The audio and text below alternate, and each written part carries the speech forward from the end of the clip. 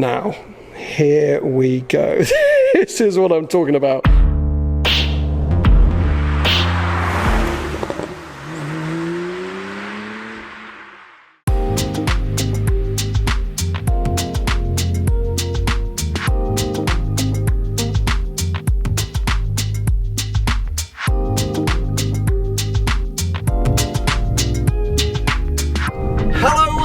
And welcome to Seen Through Glass. Welcome to Orlando, Florida. I'm stopping off here today because, well, the world's a very small place. I think most of you know I'm a big watch fan. I usually wear an Omega Speedmaster, but this year I left it at home so it was safe whilst I was traveling, and instead I've been wearing this Sparko.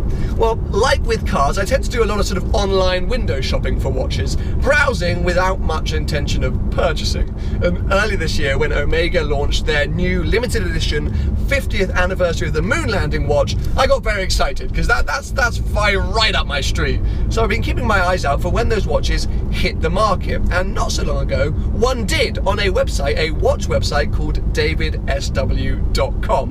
Well, long story short, it turns out that David is not only a watch guy, he is also a car guy and a Ferrari guy. He's also a viewer of Seen Through Glass. So right now, I'm arriving at a Ferrari dealership to meet up with David and to talk all things cars and watches.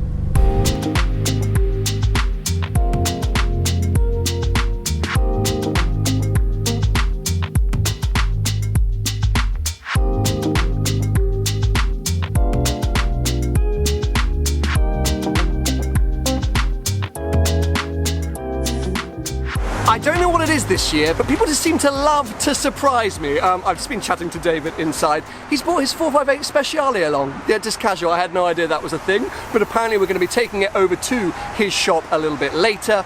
He's also said that he's not really a fan of my Sparko. Arguably rude, but I'm going to let it slide because he said he wants to upgrade my watch game whilst I'm here in Florida by loaning me something a little bit more legit. I just don't really know how to handle all of this.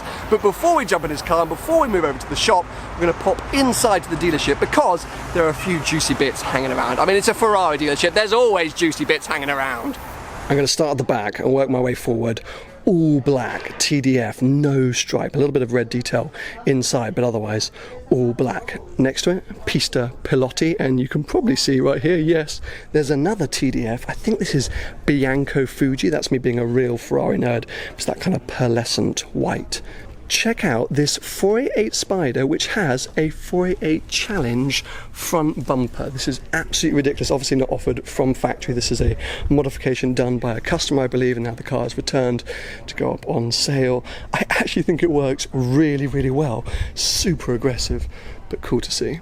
Another Pista. Very, very nice. This is Rosso Scuderia, slightly different red. Can you see that? Slightly lighter, racing-ing red. Speciale, Pista, 812 and La Ferrari. Yes, I was kind of holding back a little bit, being like, I don't need to show this first, but there you go, little La Ferrari tucked away in the corner, obviously with its trickle charger plugged in, keeping those systems alive. It's just so cool to see these things, and I'm always amazed by how small they are. Still, I mean, look at that Pista next to it, kind of dwarfs it almost, but yes, always a win to see a laugh. Everyone, meet David, the absolute hero who has organised today but also just handed me the keys to his Speciale. Dude, thank you so much. No problem, anytime. This is so exciting. You know, I've never driven one of these cars. No? I drove in a Perta all of about 50 metres. Oh. Yeah, I was moving it around a car park and I just, something about naturally aspirated. And, So I kind of like teed you up at the beginning of the video as a bit of a Ferrari fan. I have to explain this a bit. We've got like crazy Frankenstein aircon right now that won't stop blowing at us. I'm on video saying, how do we take off the AC in this car? Our air condition won't turn off. It's still blowing. You'll forever have the story, man, I was driving the Speciale and it just wouldn't stop cooling me down. Like, it was just desperate to cool me down. Now you might be able to hear in the background the air conditioning is still on. We don't really have a choice in that, it seems. Anyway, we're not going to get into it. It's an Italian car. But look, David, talk to me, because this is one of those cars, one of those Ferraris that I have obsessed over for ages. It's just naturally aspirated, limited run, just amazing. So when did you get it, and did you fall in love with it straight away? First time I drove it, 2016, late 2016. And it's quite a unique spec. I mean, first thing I noticed with no radio. No radio, one of the only ones 2015 that doesn't have a radio. You know what, I've driven the Pista 2 times this year, the Coupe and the Aperta. Brilliant car, in the same way that the 488 is a brilliant car compared to the 458. But there's something about the Speciale versus the Pista, which for me, the Speciale always gets my blood racing faster. And just the sound. Yeah, I think that's what it is. You know, the sound is just so important. Watch it.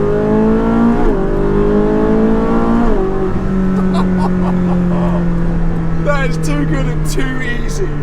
Oh my god, that soundtrack. Dude. I mean, how have you not got arrested? Like, Watch it. Oh, I can't, you keep saying punch it, I just can't come out of it.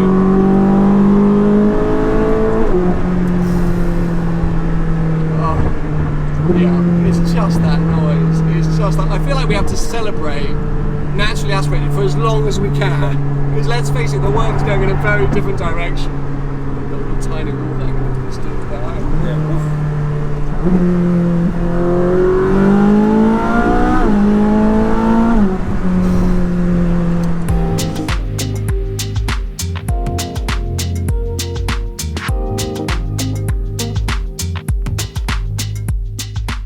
Well, here we are now inside the store, and this year I will admit I've done plenty of car dealership tours, but this is going to be my first ever watch showroom dealership tour. I've never done this before on the channel, so I'm not entirely sure how to go about things. David's going to talk us through some of the watches in stock, because really my love and appreciation for watches is really aesthetic. My sort of knowledge is specific. There's a few key watches that I know things about, but in general I'm never really sure why things are appreciating or depreciating, and etc, etc. So I'll get him to explain some of that with some of the watches behind, but for now let's just take in all of the stuff behind me in all its glory.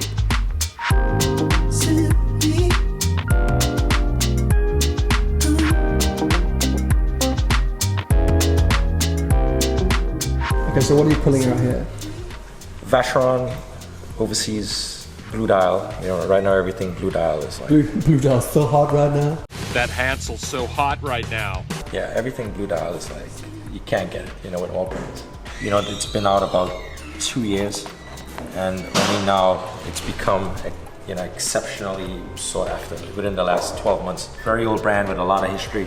They're considered one of the best brands. And value-wise, what are we talking about? Something like this? Where does something like this retails about 19,000, sells about market, sells at 19,000. Okay. And then which is always put out an AP as well here. Well, the AP, since they went basically boutique only, all their watches have become very hard to get. You know, anything stainless steel, that's kind of what I'm showing you, anything stainless steel is sought after. Okay. Right? Because they make them, you know, hard for the customer to get. So this is the Royal Oak design, which was designed by like Gerald Genta, which is a famous watchmaker. So this iconic design from the 70s. Okay. This is a very, I'm going to say, insta-popular watch at the moment. Correct. Yeah. Yeah. Patek Philippe Nautilus 5711, stainless steel.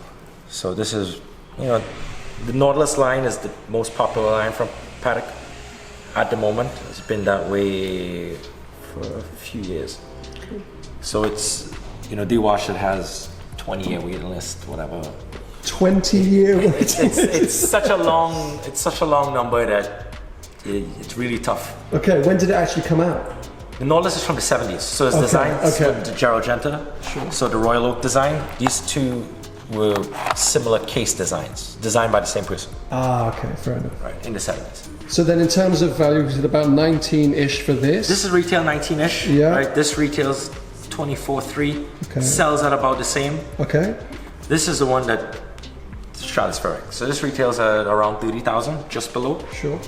It sells about 50,000. Okay, so if you can get your hands on it, it's just the fact that you can't get your hands on it. Correct. Supply and demand. Yeah, nice. I mean, it's pretty outrageous. There you go, ladies and gentlemen. $50,000 watch. But I mean, it doesn't come close. I mean, there's so much on display here. But what's hilarious is this is what would you say, 5% of the stock that maybe you hold at any one time? Yeah, we carry a lot of stock. You carry a lot of stock. Now, whilst obviously I have my Omega and I am a big Omega fan, Rolex it's like the Ferrari of watches, isn't it? This is so nice. Oh.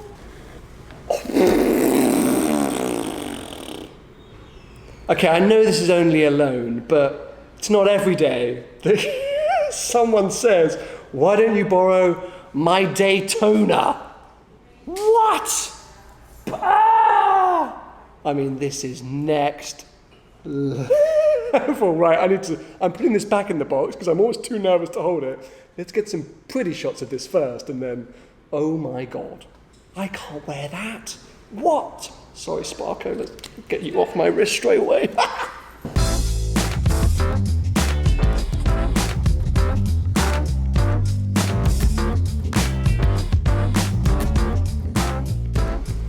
Now, here we go. This is what I'm talking about. To just kind of show you guys the watch that I've mentioned a few times in this video.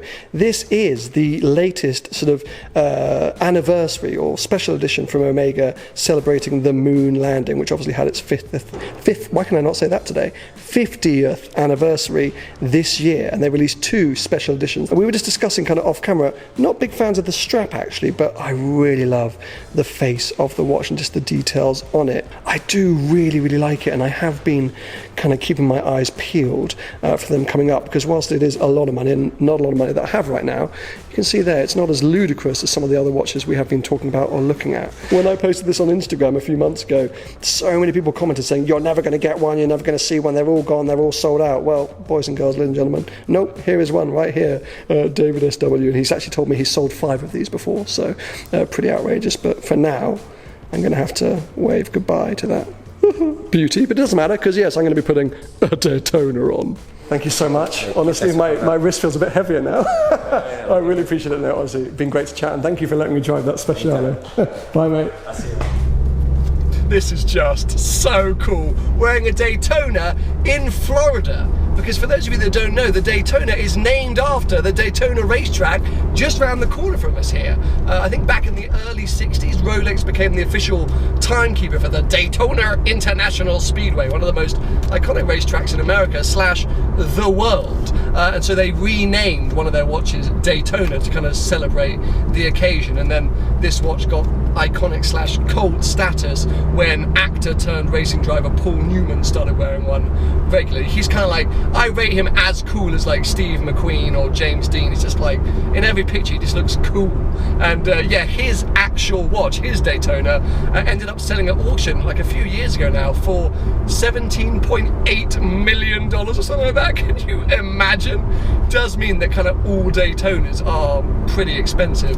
This watch right here, about $23,000, $24,000. I'm gonna have to be very careful, but amazing for David to lend it to me for a week. I'm so happy to be working with DavidSW.com. What a weird small world that I happened to find that Omega listed on their website, and then David turns out to be a viewer. I love it when these things all come together. So yes, if you are interested in doing a bit of window shopping like me, or you're actually after a watch, maybe this Daytona, check out the link below, DavidSW.com. They've got their anniversary sale on right now. And yeah, there's just stuff to look at, and that's what I love. Maybe you're not going to buy anything today, but maybe you will in 6 months, but who knows? I'm definitely going to be keeping tabs on everything going on there, and I'm going to try and convince him to next time give me a loan of that Omega 50th anniversary moon watch. But also let's not forget, I drove a Speciale. I mean, kind of makes me think that I was right in saying that if push comes to shove, I would still have a Speciale over a Pista. As great as the Pista is, it just lacks that like visceral Ferrari kind of feeling that you get in the 458. I need to spend more time on one of those cars. Anyway, I hope you guys enjoyed the video. Give it a thumbs up if you have, and make sure to subscribe for plenty more videos to come.